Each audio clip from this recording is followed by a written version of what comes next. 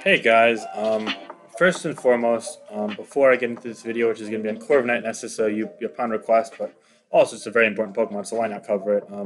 Let me know if the dimensions for this look alright. When I've been covering like individual Pokemon analysis, it's been a bit clunky, so I tried to make it a bit more square-like. Hopefully it'll fit the YouTube format a bit better. But if not, let me know and I'll try and work on it before. But it's like 739 by 739 right now, pixel-wise, where I'm the screen I'm recording, so hopefully that'll work out. But anyway, there are like 5 different variants of Corviknight and SSAU, and all of them have a unique role, although only like 2 or 3 of them are like commonly used. But why it's so good, what makes it so good, what it does well against, and what takes advantage of it. Let's dive into all those things before we go through a step-by-step analysis. So, SSAU has a whole myriad of offensive threats and stealth rock hitters, and Corviknight has a lot of utility against both of those pools of Pokemon, potentially even stonewalling a number of them. The biggest Pokemon that it does well against is Excadrill. Excadrill arguably ravages the metagame, barring Corviknight and Hippowdon, really finding itself generally uncountered. A Swords Dance variant with Excadrill with rapid spin to boosted speed can be incredibly frustrating to counter. However, if you have a Corviknight specifically with Body Press, then it is able to make quick work of that Excadrill without really shrugging any, like, minding at all. Even Life Orb Rock Slide fails to kacaw physically defensive variants, and Body Presses can be doing well north of 80% back, if not even killing it after Life Orb damage and Stealth Rock damage and whatnot.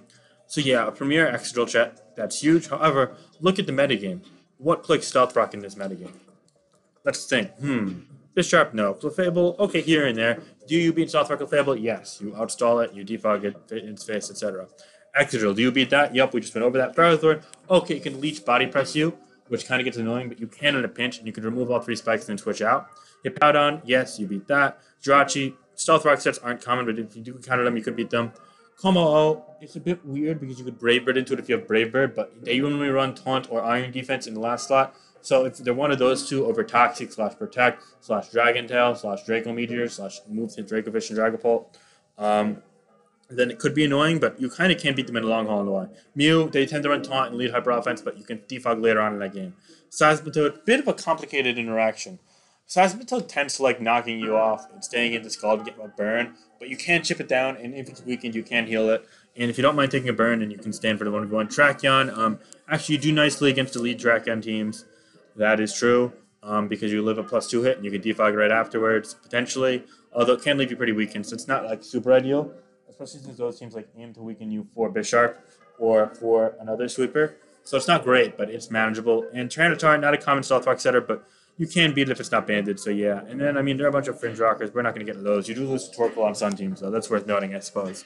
So yeah, right off the bat, you're a prime defogger because you beat almost all Stealth Rockers. You match up at least neutrally versus most of them that you don't like beat outright.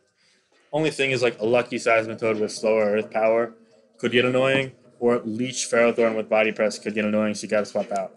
So yeah, be cautious of those, but overall you do pretty nicely. So now, in terms of physical attackers, some great utility you have. Bisharp, you can envision yourself to always live +2 knockoff from Black Glasses, or even Life Orb, even if the rocks are Black Glasses, I believe, and kill with Body Press, buying it being Choppleberry, and Choppleberry Bisharp this is too common. So that's a huge thing to check. Clefable, you could take advantage of it. You could do potentially like 40% or north of 40% with Brave Bird, special defensive variants, or Iron Head. You could do a kill if you run that as well. Cliff, you could live any +2 hit if you invest in defense, just even a marginal amount, and you could do a ton back with Body Press. You can't kill it back in one, however.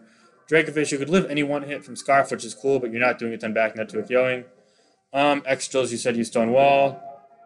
Hatterene, you could kind of soft check, but if it gets a Calm Mind up or a Nuzzles going, then it gets annoying. Halucha, actually one of the best counters to Halucha if you run Brave Bird, as you live and hit a +2. You can wall Scarf Hippowdon. No such thing as Scarf Hippowdon. Scarf Hydreigon, rather. And you potentially soft check Calm Mind, Keldeo, if it's like a 1v1 situation, but you don't want to switch into it. You will live a hit from a +2 Como-O, and you could Brave Bird it back for big damage. Kyurem, unfortunately, Tokyo's you, even if you're specially defensive in all likelihood. Mandibuzz can knock you, but can't do much. Yeah, Mimikyu, you should do really well against wall. Live even potentially 2+2 hits if you're max physically defensive. Want to get out of the way of Rodent, Meat, and Pelipper, though. Tracheon, you could live a +2 Life Orb hit if you're physically defensive, and retaliate back with Body Press or Iron Head or even Brave Bird. Togekiss, not a great matchup if it's Flamethrower, but it's okay. Pex, kind of want to get out of the way. Same with Zero Aura. But you do wall a lot of good Pokemon. Mamoswine's another one that's in, I think, BL right now that you can sort of wall, or at least force moves and play around carefully since it almost always choice banded. So yeah, There are things that beat you, but pressure for Stealth Rock and Defog is great. Also for low PP moves, such as if you're like long game, like Iron Heads from Excadrill or Drachi could go a long way. You know, opposing Stealth Rock setters, it's huge because then you have more defog PP, etc. So yeah, kind of the Zapdos effect, if you will, there. But overall, it's just really cool. So here's a one spread I run a lot of times because a lot of teams they don't have a great Bisharp answer from running like Stealth Rock Seismitoad plus Wish Clefable plus Rotom Heat plus like a Dragapult or Zero Aura. Those kind of like bulky offense. The more balanced teams rather, almost like a Breaker or two. They tend to fold the Bisharp if you don't have this sort of Corviknight or like max physical defense Corviknight. But this also gives you insurance against Conkeldurr. So it's kind of like a catch on both type of set. So you run 80 speed EVs, which lets you hit 190, which outruns all Adamant Conkeldurr, and also some Seismitoad that are uninvested, which is cool. So you get that. And then Brave Bird's always took Young Conkeldurr, which is great. And you still always live a +2 Black Glasses hit from Bisharp, I believe with Stealth Rock as well. If not, then with Stealth Rock plus Leftovers. Yeah, it's worth noting it's really great against Hyper Offense for that reason. Yeah, and Brave Bird is cool also because it forces Wishes with Clef easily. And Body Press with 160 plus does a number to other things as well, such as Tyranitar or even Ferrothorn. Excadrill, of course, it man handles your Stone Astral counter. You can even chip Hydreigon on the switch. You can Brave Bird, Keldeo, and Como.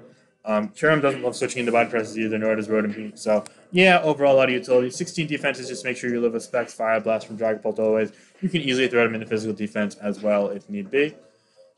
Yeah, so a second variant of this, and this is what I run if I feel I'm okay versus Conkeldurr, or I have something that really abuses like coming in on something like Conkeldurr with a U-turn, so something like a Life Orb Clef, or a really frail breaker, such as, say, a Life Orb Hydreigon, or a Terrakion, or a Zero Aura even, potentially, not all my Zero Aura teams, but yeah, this runs 0 speed IVs as well, so you have slow up out and you get a slow U-turn now and that. You still defog against it and other things just as well, and you do even better against Bisharp because you're slower regardless, but now you've got maxed out physical defense.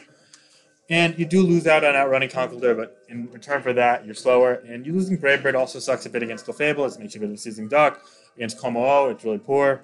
Not going to lie. I unfortunately had that matchup come into play in my Smogon Tour playoff series, which sucked. But you still also do even better against Excadrill, as now, even with Rocks up, you're living a +2 Life Orb hit from Excadrill. In fact, without Rocks, you're always living an Adamant one. Even with Rocks, it's a roll in your favor, I believe. So physically defensive Corviknight with maxed out physical defense is great. However, there's also a totally different type of defog variant, which is more especially defensive. This was a lot more common in the early days before people started running physically defensive, or at least bold. And it's good because you could live hits from like Life Orb Clefable and Iron Head back if they're slower. You tend to run Iron Head in this for Clefable, just especially defensive drills more. But you can also run Body Press for Drill still, and you'd run Brave Bird still for Conk and Como if need be. You're less effective without physical defense, of course. But yeah, U-turn is not a staple here as well. You could run Body Press, Iron Head, Brave Bird. Unfortunately, you don't see Toxic on this because you don't learn Toxic in Corviknight, unlike just like any other Gen 8 mon. It sucks because Toxic would be great for Seismitoad, Toxic would be great for Hippowdon, Toxic would be great for Rotom Heat, Toxic would be great for Zero Aura, but yeah, it doesn't learn that. But yeah, Special Defense is viable. It's definitely seen better days. It was the golden standard back during, say, SPL times, but later on in SPL, and as Smog Tour came on, physically defensive Corviknight picked up more and more steam, and now it's more common. And then we also have some sleeping variants of Corviknight. Sub bulk up's the most common one. Personally, I run special defense on it just because it complements the bulk up quite nicely. And I run the 190 speed for Conkeldurr, and also maybe even a bit more sometimes.